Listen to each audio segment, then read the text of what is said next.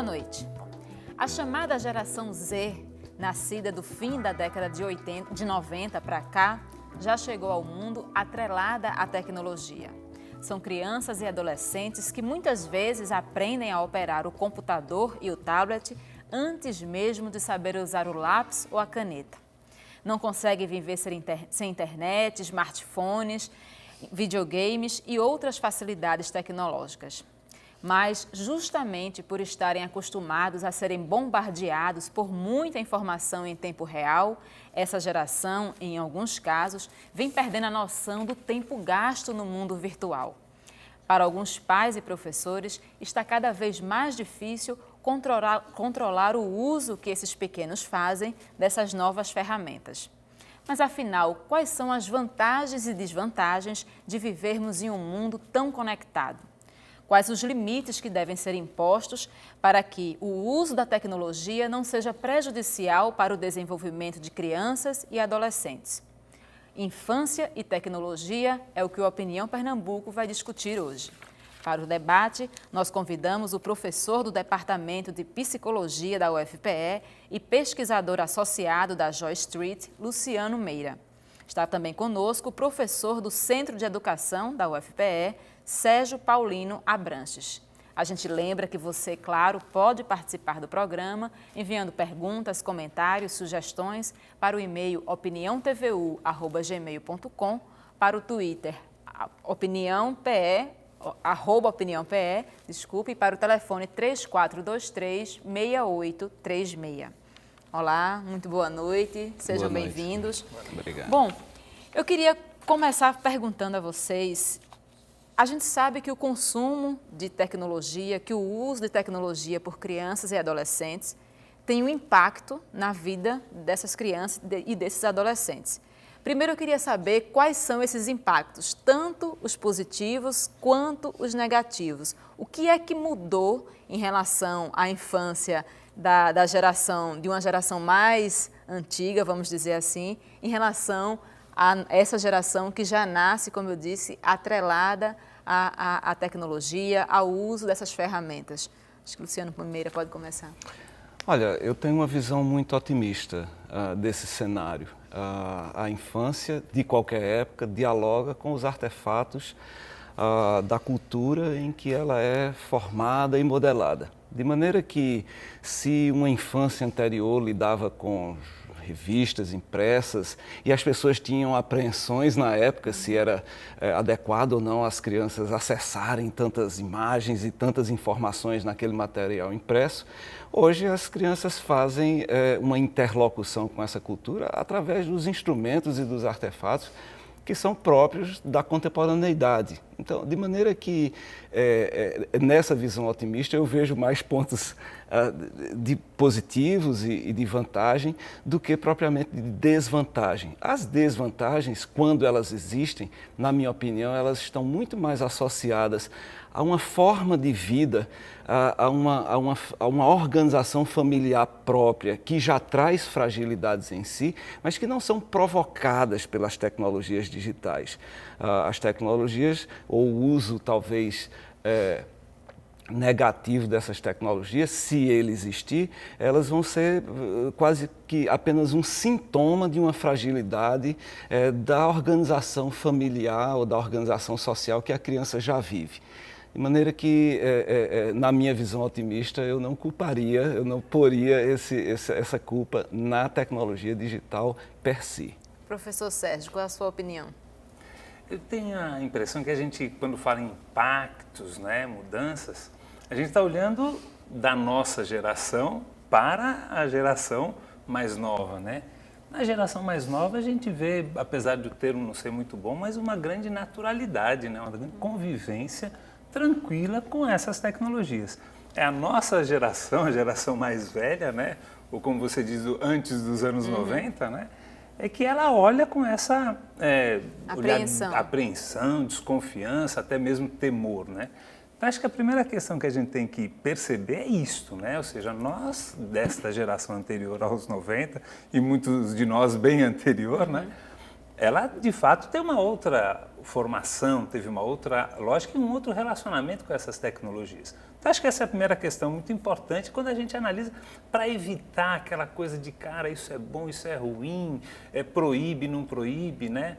Uma coisa que de vez em quando a gente observa, né, em algumas escolas, assim, não fazem essa discussão com as crianças sobre essas tecnologias e já impõem uma determinada atitude ou um determinado comportamento. Isso não é muito bom em termos pedagógicos, em termos até da própria formação, porque esses impactos, né, e eles existem, sem dúvida nenhuma, eles devem ser refletidos no conjunto da sociedade.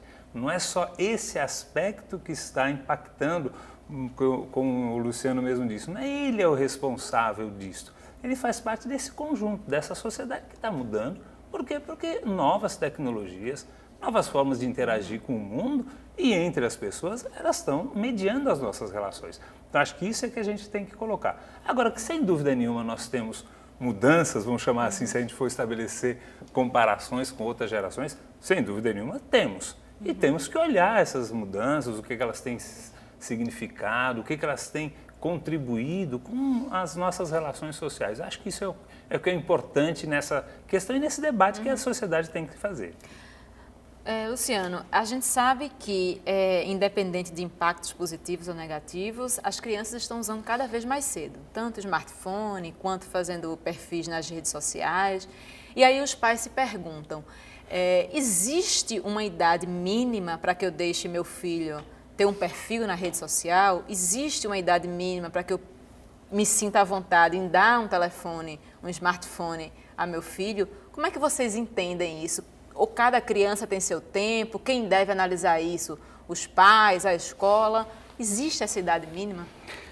Em minha opinião, não. O que deve existir, na verdade, e aliás seguindo uma linha muito semelhante à que Sérgio acaba de formular, é uma estrutura de diálogo dentro das famílias, onde seja permitido construir colaborativamente uma forma de uso desses equipamentos e dessas redes que seja produtiva para a vida da criança.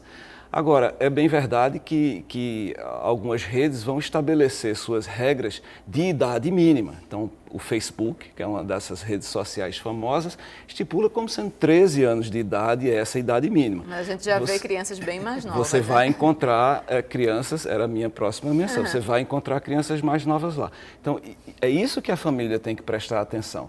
Se a própria instituição, o Facebook ou essa rede social, determina como sua regra essa idade mínima, é porque a própria instituição reconhece que algumas atividades naquele ambiente ali, ela não vai conseguir regular. Então, isso é papel da família. Então, há uma distribuição de papéis que tem que, de alguma forma, ser respeitada.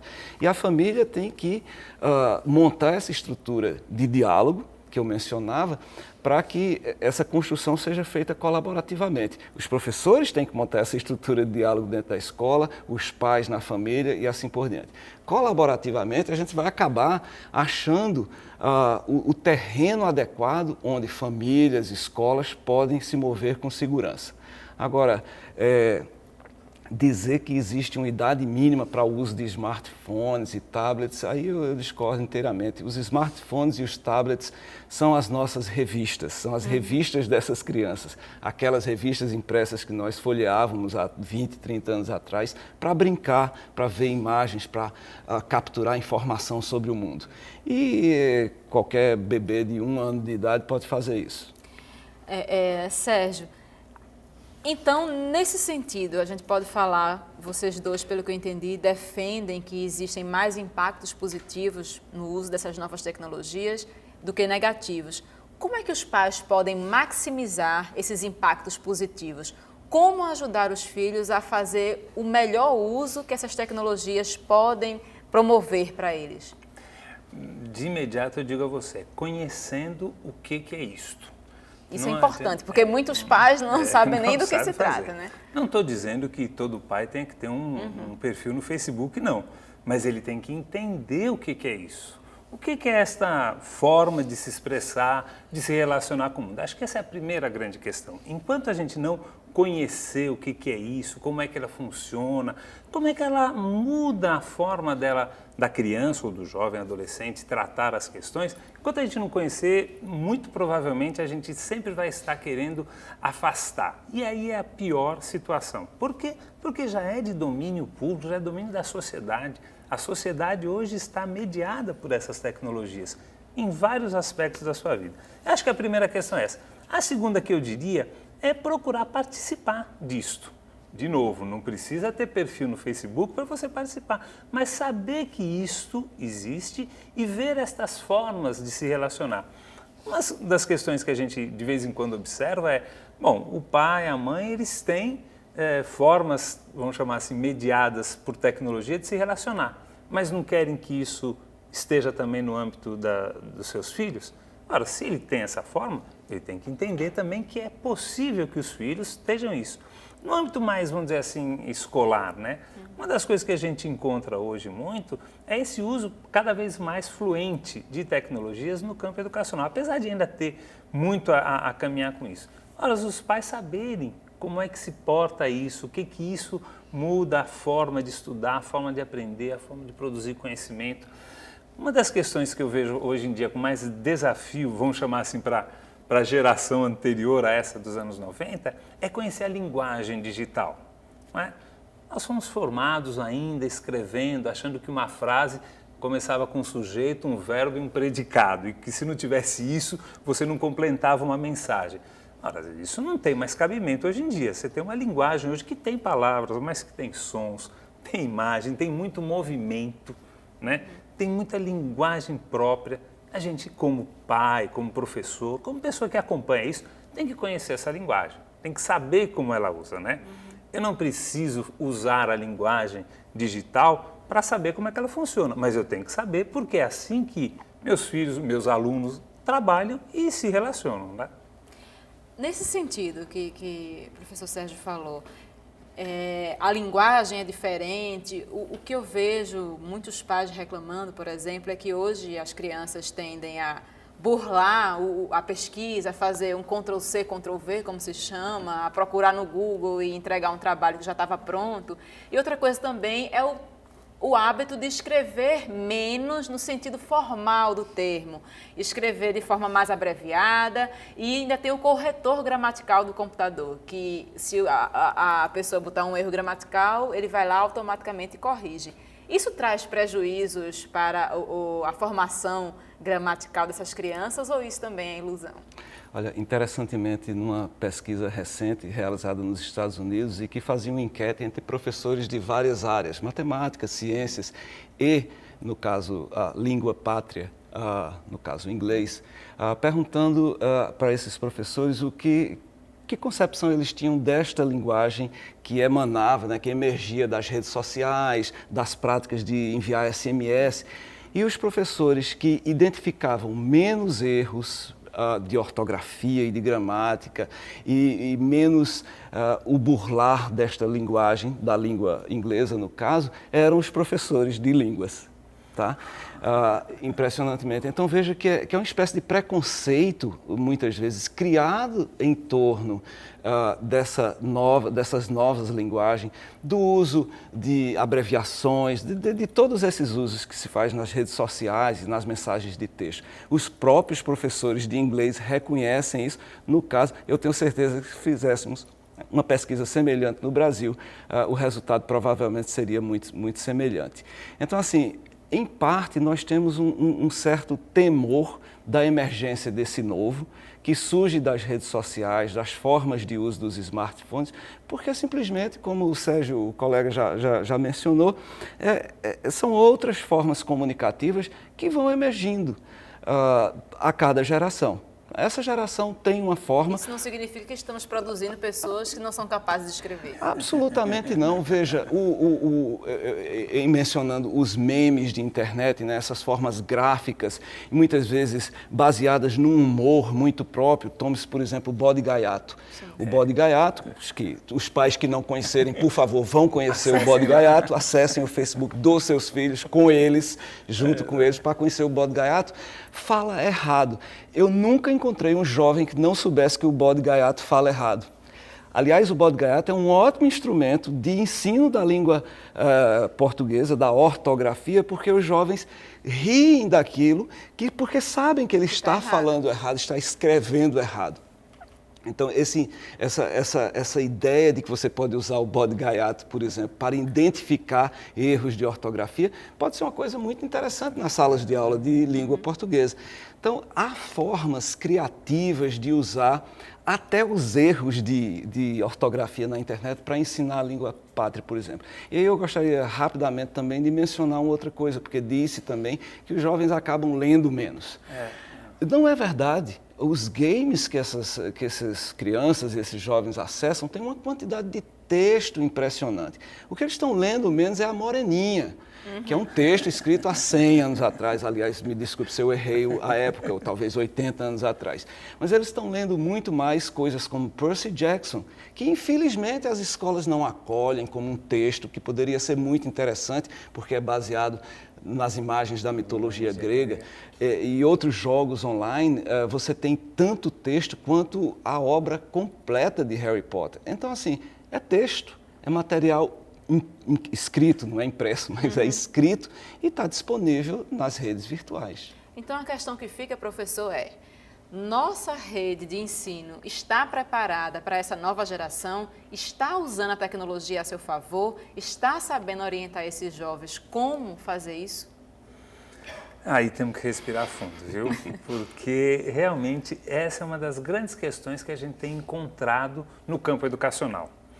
A estrutura escolar ainda não entrou em rede, entendida esta como a forma de comunicação.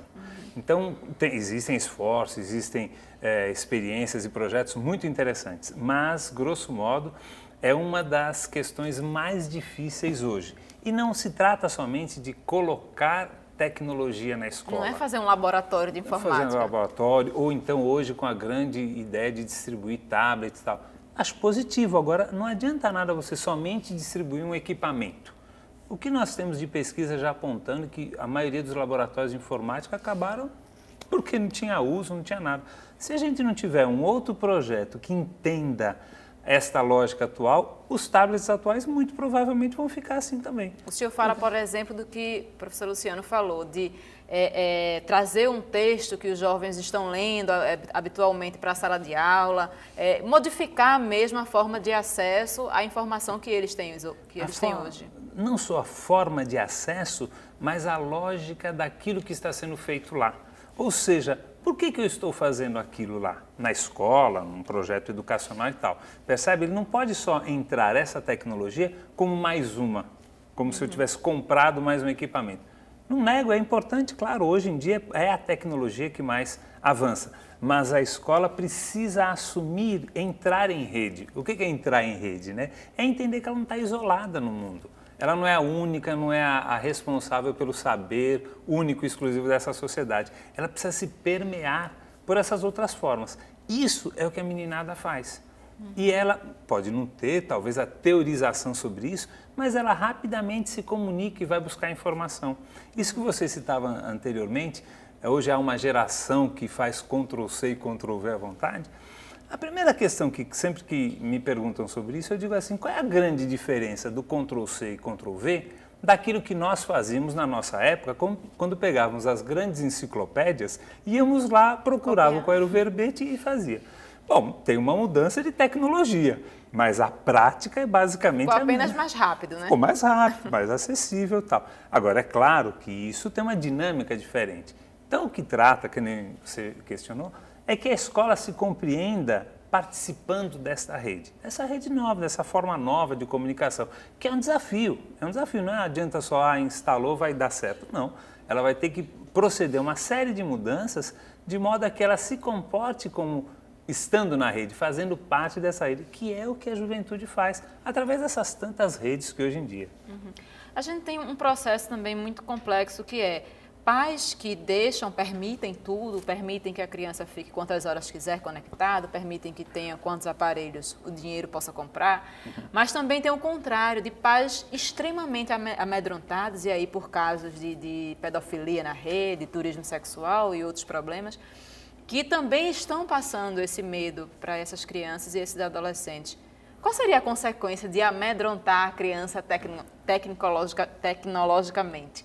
Qual seria o outro lado da moeda, do uso excessivo e o medo excessivo? Ela vai encontrar. A criança não vai comprar o medo. Não vai comprar. Não vai. Ela não vai comprar esse medo, na verdade, porque é muito natural e é pervasivo, né? Essa palavra eu uso para dizer que está em todos os lugares. Se de alguma forma a família tenta simplesmente bloquear de uma forma autoritária e não dialogada, essa criança vai usar em algum outro lugar. O que é pior ainda, porque vai usar de uma forma que eu, como pai, não vou saber o que está acontecendo. E eu defendo a ideia de que os pais, dependendo da idade, obviamente, com crianças pequenas, é claro e óbvio que os pais têm que estar junto e apoiar o crescimento dessa criança das várias formas que forem possíveis. Eu queria, antes de você passar, voltar um pouquinho ao tema que o Sérgio estava tocando, porque esse tema é crucial. E a escola pode ter um papel muito fundamental, inclusive para apoiar as famílias com relação a isso. Porque a escola tem pensado nos últimos 200 anos que sua missão é ensinar coisas. Acho que chegou a hora de hackear a escola, para usar um termo da moda. Hackear a escola, a missão da escola, na minha modesta opinião, não é ensinar coisas, é criar cenários imersivos de aprendizagem. E aí, fazer com que as crianças, então, aprendam coisas. Porque quando você tem um foco em ensinar coisas, o comportamento todo da escola é de um discurso que vai em direção à criança. Mas veja, os jovens e as crianças estão elas próprias fazendo trocas o tempo inteiro com essas tecnologias que permitem, de forma muito mais rápida e acessível, fazer Ctrl-C, Ctrl-V para os jurados. Estão realizando trocas. E elas estão aprendendo nesse processo, inclusive se elas estão copiando, porque nós fazíamos isso também.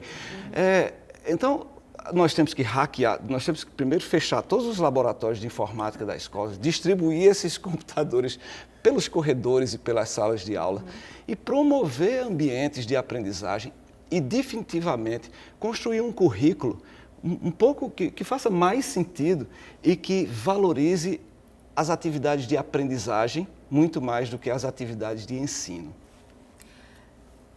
Limites devem ser colocados? Quais são esses limites?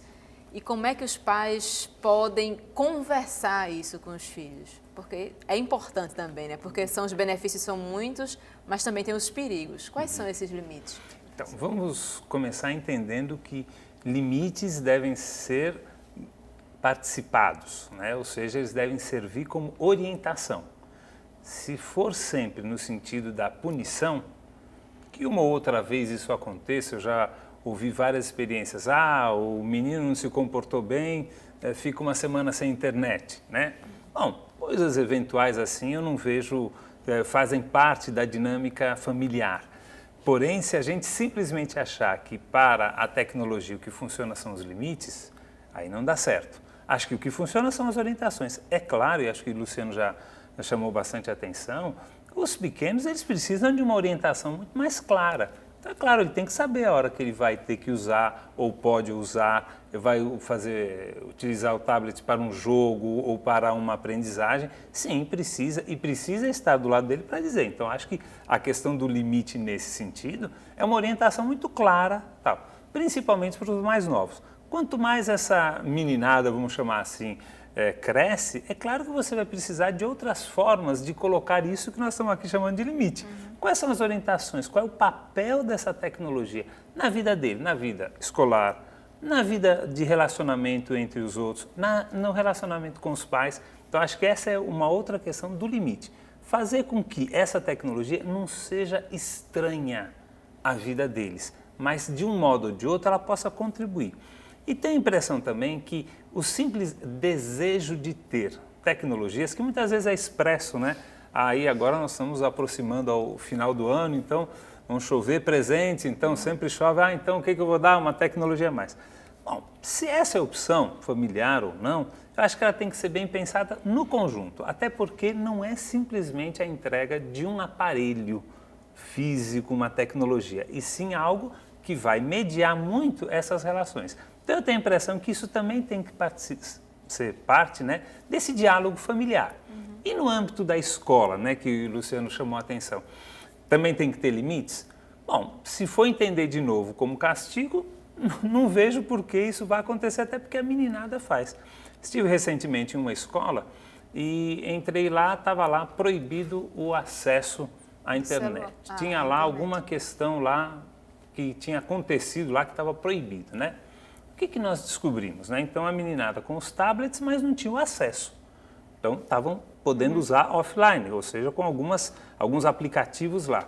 O que a meninada fez? Simplesmente ligava o seu celular e utilizava usando a rede por ali. Como um hotspot. Como um hotspot. Pronto.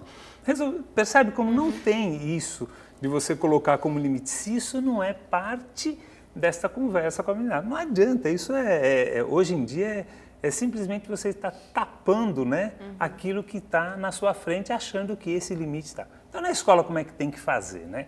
Bom, as experiências que a gente pode observar, e que têm sido experiências, vamos chamar assim, exitosas, no sentido de usar a tecnologia a favor da aprendizagem, elas sempre dizem que se conversa com os alunos o que nós vamos fazer com isso. E não simplesmente chega e olha, tome esse seu. Né? A gente só tem um minutinho antes de ir para o intervalo, mas eu queria perguntar de tempo. Existe um tempo que é ideal para que a criança passe conectada? Porque ela tem que fazer outras atividades, ela tem que, enfim, se movimentar, tem que fazer exercícios. E tem muitas crianças que perdem essa noção e querem passar o dia, uma hora na internet, outra hora estão jogando videogame, outra hora estão no smartphone. Existe um tempo, metade do dia, tem que dedicar X horas para estar brincando, interagindo no mundo real, vamos dizer assim? É o tempo do bom senso, né? Você também não deixaria seu filho passar o dia inteiro andando de bicicleta, que isso vai provocar algum problema no joelho. Então é o tempo do bom senso. Eu quero só lembrar também que existem jogos, por exemplo, e consoles de videogames que usam o corpo em sua atividade. Então, o uso de videogames, por exemplo, e dessas tecnologias, não deixam necessariamente a criança estática, sentada em algum lugar, porque ela pode estar se movimentando também. Mas eu diria, olha, é o tempo do bom senso. Os pais deixam as crianças... É engraçado que essa questão, os pais não se lembram que a TV é uma das principais tecnologias surgidas nos últimos 40 anos e ainda hoje a média de audiência diária de uma criança de 10 anos no Brasil em TV é 4 horas. Eu acho um absurdo. Não é bom senso. Não é bom senso, não. Gente, eu vou pedir um minutinho a vocês, a gente precisa ir para o intervalo. A gente lembra que você ainda pode participar do programa enviando perguntas e comentários para o e-mail opiniãotvu@gmail.com, para o telefone 34236836 e para o Twitter, @opiniãope. A gente vai fazer um intervalo de 10 minutos para a exibição do horário eleitoral e voltamos em seguida. Não saia daí.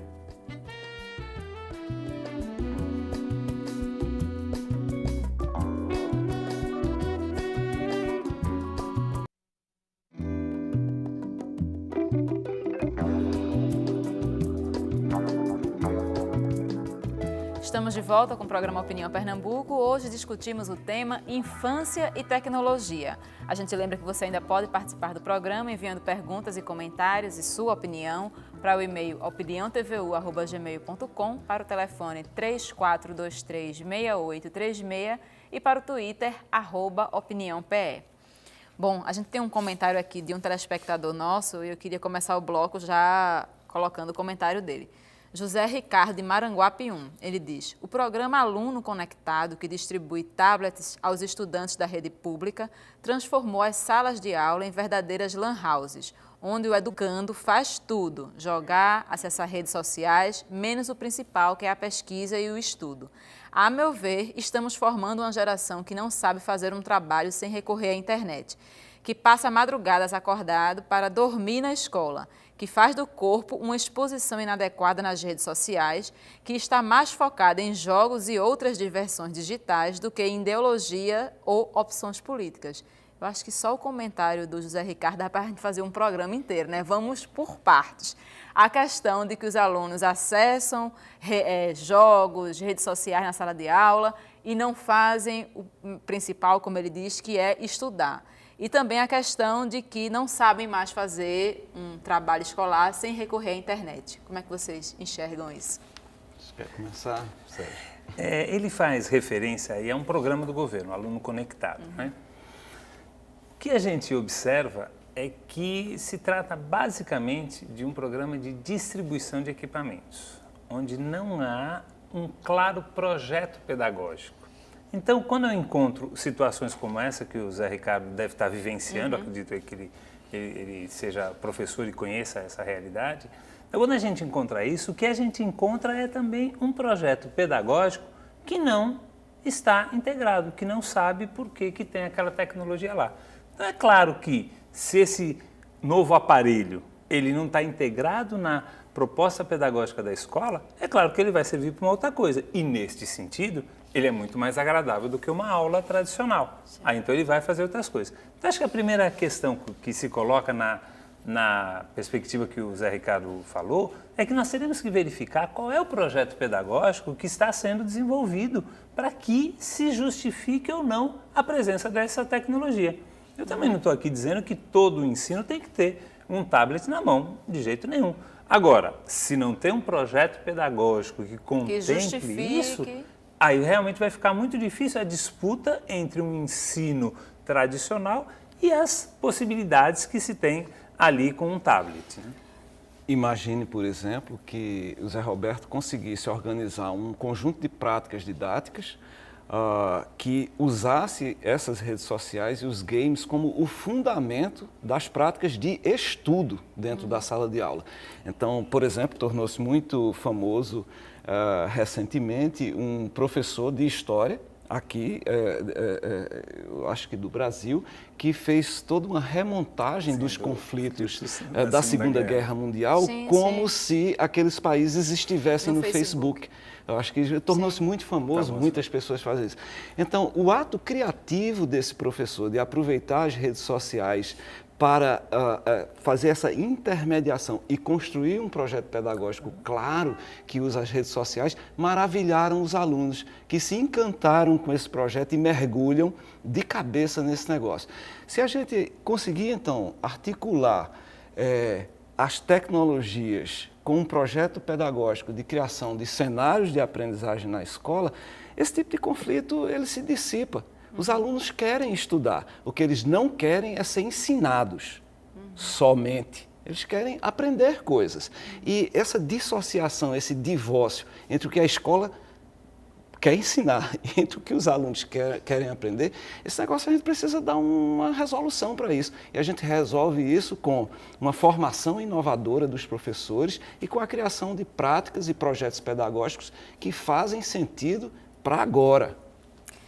Ele fala também que os alunos passam as madrugadas acordados para dormir na escola. Como é que... Uma pesquisa também realmente da Universidade de Alberta apontou que quanto mais dispositivos eletrônicos a criança tem no seu quarto, menos ela dorme. E aí fica aquela questão realmente de controle dos pais, né, do senso de uso dessas tecnologias. Mas como é que vocês veem essa questão? Eu tenho a impressão que tem um outro elemento que a gente tem que considerar, e acho que segue muito o que o Luciano nos chama a atenção, é que o aluno ele tem que se sentir participante, né? Ele quer participar daquilo. Se na escola, no projeto que a escola tem, ele não é sujeito da aprendizagem dele, ele não vai se sentir participante, ele não vai se sentir ator daquilo que ele faz lá. Então, de fato, a tendência dele é eu vou para onde eu gosto. Aquilo que está sendo colocado, onde eu não sou o sujeito, onde eu não participo ativamente, ele não vai considerar. Então, acho que tem isso. Agora, é claro que essa presença de tantas e tantas tecnologias, ela tem que ser regulada no sentido de saber o que isso faz da minha vida e como é que eu me relaciono com elas. Sem dúvida nenhuma, se você ficar o tempo todo com a luz ligada, a internet, você vai ter uma questão que modifica o seu comportamento, sem dúvida nenhuma. Agora, se na escola também você modificar práticas, e acho que é nesse sentido que o Luciano nos chama a atenção, horas aí sim você pode colocar o aluno como sujeito. Isso não é fácil? Não. Isso não acontece da noite para o dia? Não. Não é a simples entrega de um tablet que vai resolver? Não. Vai exigir sim esforço em entender esta lógica, em conhecê-la, em experimentar. O professor tem que experimentar essas tecnologias no uso pedagógico. Muitos professores, isso várias pesquisas já dizem, eles têm muitas tecnologias, muitas. Tem smartphone, tem tablet e tal, mas a sua prática pedagógica não tem. Então, tem um hiato aí que a gente precisa saber o que está acontecendo. Na vida pessoal, ele usa e tem. Por que não na prática pedagógica? Você ia falar alguma coisa, Luciano? Não, eu ia mencionar que de fato é uma questão complexa, que não vai... É um processo de inovação que toma tempo. E nós temos na universidade, Sérgio, não é, uma responsabilidade, uma corresponsabilidade disso. Nós estamos envolvidos com processos de formação de professores e eu tenho que fazer essa menção aqui, que eu acho que as universidades em geral, elas teriam que se abrir muito mais à construção colaborativa com os professores nas escolas, em regime permanente de uma formação inovadora que constrói, em coautoria com os professores, uma nova escola. Eu acho que a universidade não está fazendo isso, é a meia-culpa que nós nos fazemos aqui, o Sérgio talvez concorde comigo. A universidade se afasta desses problemas da sociedade e para produzir artigos. Artigos não vão mudar a sociedade, o que vai mudar a sociedade é esse tipo de discussão e o convite a Zé Roberto para, junto com os professores da universidade, criar essas práticas. A universidade não tem mais nenhum espaço para a universidade ficar afastada dessas questões de verdade da nossa sociedade. José Ricardo. Outra coisa que ele coloca é a questão da exposição dos corpos das crianças nas redes sociais, e aí dos corpos e a exposição da vida privada, enfim, dos relacionamentos. Outro ponto polêmico, né, que aí passa, não sei qual a opinião de vocês, mas se passa só por controle, só por conscientização, educação dessas crianças, qual o papel da escola em alertar para esses perigos, como é que a gente cuida dessas crianças em relação a essa exposição? Uma questão que acho que a gente tem que considerar é, por exemplo, a discussão se nas redes ou participar das redes não se trata de uma invasão de privacidade, né? Alguns chamam assim, né? Eu já ouvi dizer que o que acontece é exatamente o contrário, é uma evasão de privacidade, ou seja, você deixa, né, a sua privacidade em troca da exposição que você tem na rede. E quanto mais exposição você tiver, mais você teria supostamente prestígio, né? Aquela famosa conversa, a gente encontra, né? A pessoa abriu o Facebook, em 2 dias ela já tem 500 amigos. O que é isto, né? Você, porque abriu uma rede, você tem 500 amigos em 2 dias. Ora, aí é que está, e por isso nós, ou como educadores ou na condição de pais, temos que entender o que está em jogo para poder conversar com os jovens, com as crianças, o que significa você estar na rede. E aí entra uma das questões essa, que exposição você vai estar na rede? Né? A rede e que rede é para você o lugar de você fazer o que na rede? Então, acho que essa é a discussão. Agora, sem nenhum tipo de conversa, sem nenhum tipo de organização, há uma tendência em que isso aconteça. Por quê? Porque se favorece mais a um certo erotismo, que é um erotismo depreciativo, e não um erotismo que leve a pessoa a ser mais feliz, que leve a pessoa a ser mais realizada, mais identificada. Mas aí sim, por quê?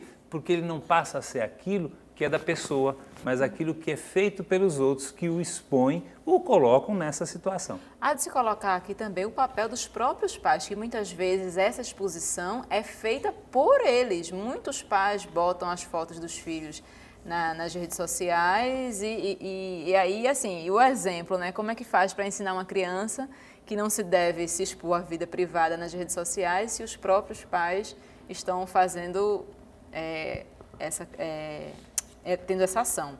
Outra coisa que o Zé Ricardo coloca, eu queria também trazer, é a questão que ele diz que eles estão mais focados em jogos e outras diversões do que em ideologias ou políticas públicas.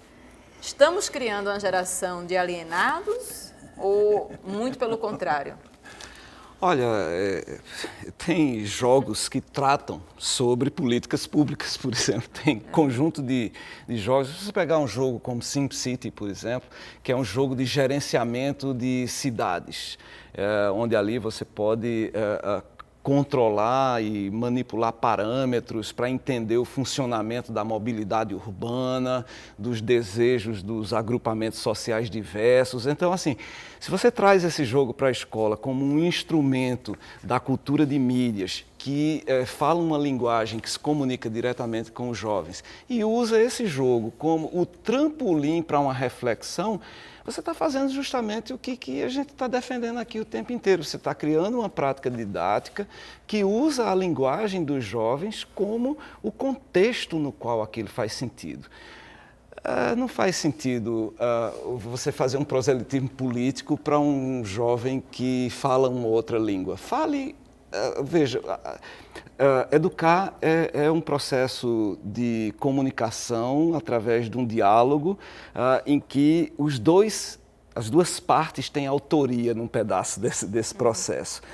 Se você só quer falar e monologicamente comunicar algo, não é um processo de educação, na minha opinião, e nenhuma aprendizagem vai resultar disso. Então, games é só uma forma muito adequada, na minha opinião, de construir conhecimento sobre muitas coisas. Acho que tem uma questão também que a gente pode lembrar, vamos dizer, todas essas recentes movimentações sociais, no mês de junho, particularmente de junho e julho, tiveram uma forte presença e influência das redes. As redes se movimentaram, jovens, né? De jovens. Eu posso não concordar ou achar que tem isso ou aquilo, mas aquilo mostra que eles estão a fim de participar. Isso é política, isso é uma ideologia.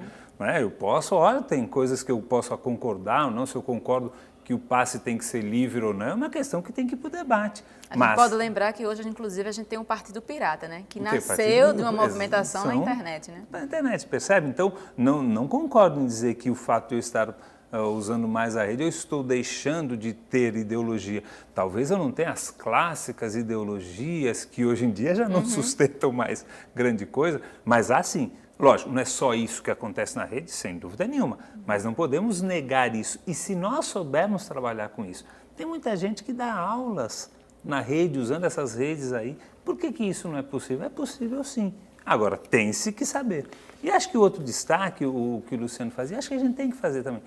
Hoje em dia, os games, eles são uma das formas, não só de você entender que é o lúdico, como a gente dizia, então vamos fazer uma brincadeira, né? Então agora a brincadeira é o game. Não, o game também, é claro, ele tem esse aspecto da diversão, mas ele tem esse aspecto da elaboração, esse aspecto do envolvimento. E quanto isso é benéfico para o processo de formação das pessoas, particularmente dos jovens. Então o game hoje tanto que usa-se mais essa denominação, ele assume uma outra forma, mas precisamos saber trabalhar pedagogicamente com ele. Se nós não nos envolvermos lá, eu não fui criado jogando, né? Não fui criado nos jogos, mas se eu não entender como é que isso se dá e como é que é o envolvimento, sem dúvida nenhuma eu vou ficar achando, não, deixa, jogo. De jeito nenhum. A gente tem que incorporar como essa forma, esse modo, esse mecanismo que hoje tem possibilidades e mais possibilidades de aprendizagem. Né?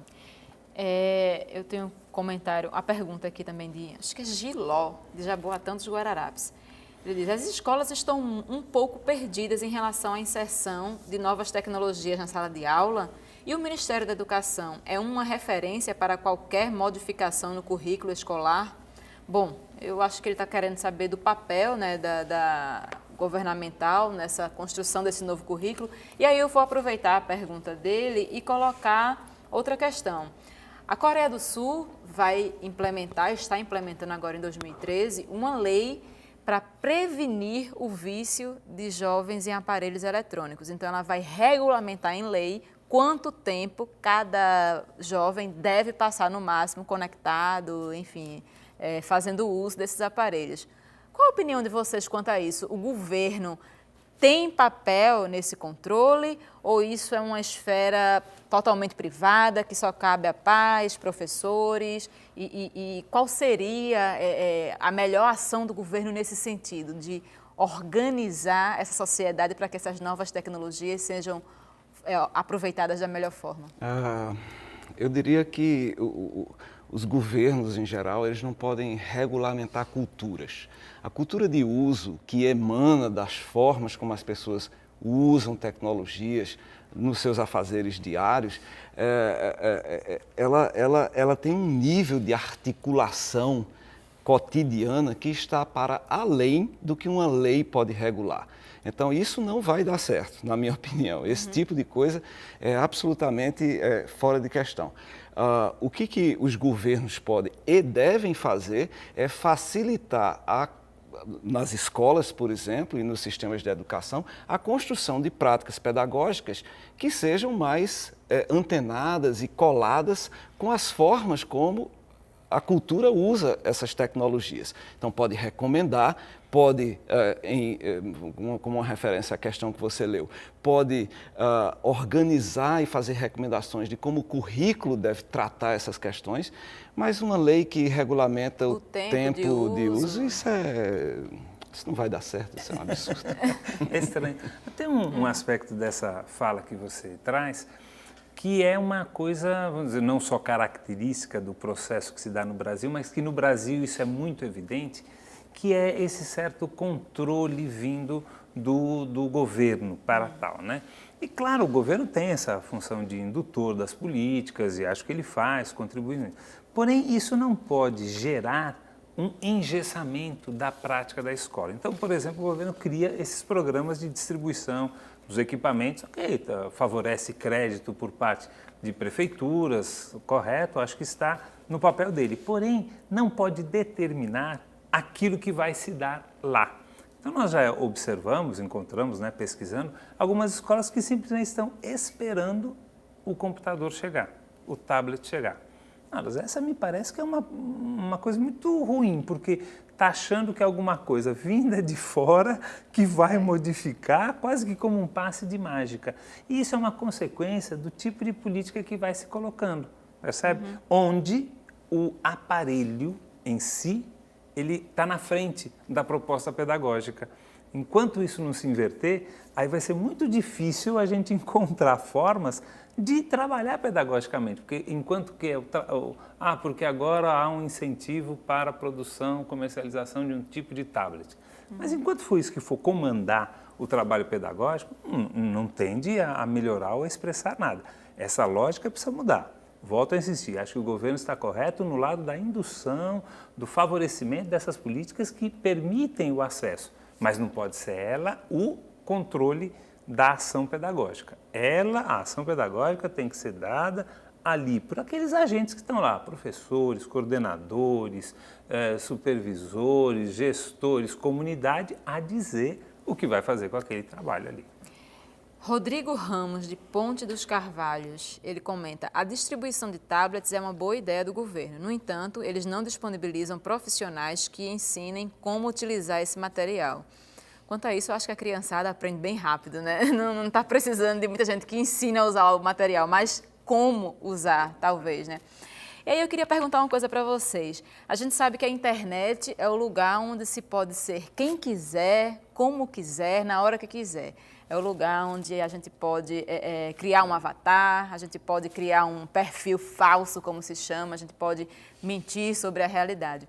E aí eu pergunto, estamos diante de uma geração mais inventiva, mais criativa, que tem mais imaginação por conta dessas possibilidades? Como é que vocês enxergam isso? Rapidinho, só para a gente terminar. Não, eu não acho. Nós tínhamos outros tipos de criação e outras mídias com as quais criar no tempo em que éramos crianças, né? Veja, as linguagens elas vão mudando e elas estão coladas com o espírito do tempo. Então, assim, a capacidade que hoje as crianças têm de inventividade e brincar, na minha opinião, são muito semelhantes às capacidades de 50 anos atrás. Agora, as expressões disso e a forma rápida em que isso é distribuído e pode impactar em outras culturas, isso sim tem mudado radicalmente. De forma que, assim, a evolução da nossa capacidade de criar, ela é mais lenta do que se imagina, mas ela tem um grau de escalabilidade que pode ser bastante impressionante, né? E é por isso que um vídeo que é colocado no YouTube hoje na Austrália, amanhã já estará, de uma certa forma, influenciando nossas capacidades imaginativas aqui. Mas as crianças, elas vão crescendo com o espírito do seu tempo, e as crianças de hoje são tão imaginativas, na minha opinião, quanto as de 50 anos atrás. Eu tenho 30 segundos, professor, para o senhor colocar suas considerações finais. O que eu só acrescentaria é o seguinte, que os professores também e educadores de modo geral precisam ser criativos. Então precisam entrar nessa lógica, porque eles também têm criatividade, tal como a gente está vendo essa meninada que cresce com isso, os professores também. Eu já vi acontecer isso. Basta entrar e ir lá cutucando, como a gente diz, que ele vai expressar o seu modo, do seu jeito, não precisa imitar ninguém, mas ele vai também poder expressar. Até porque, como disse o Luciano, hoje nós temos muito mais esses pontos de contato, de troca. E isso, sem dúvida nenhuma, favorece a nossa criatividade. Gente, muito obrigado. Agradecer a vocês pela presença, desejar uma boa noite, um bom feriado para vocês. Queria agradecer a você que nos assistiu até agora, dizer que o programa de hoje termina por aqui, mas amanhã estaremos de volta. Até lá!